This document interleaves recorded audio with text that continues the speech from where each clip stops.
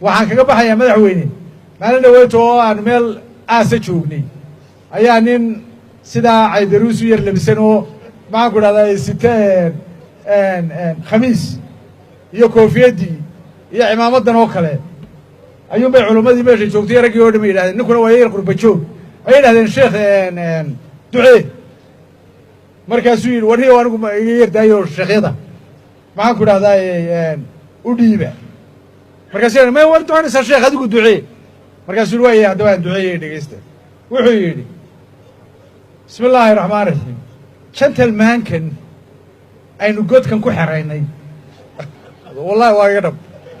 ma fahmaysaan culamoy gentlemankan aynu godkan ku xeraynay inuu assignmentka aakhiro allah okay uga dhigo idinkuna allright dhaha asalaamu calaykum waraxmat ullahi wabarakaatu waan duceeyey dhegeysta wuxuu yidhi bismi illaahi raxmaan raxiim gentlemankan aynu godkan ku xeraynay wallahi waa iga dhab ma fahmaysaan culamoy gentlemankan aynu godkan ku xeraynay inuu assignmentka aakhiro markaasuu yidhi warniyo anigu iga yardaayo sheekhyada maxaan ku dhahdaa u dhiiba markaasuu ma war doonaysaa sheekh adigu duceey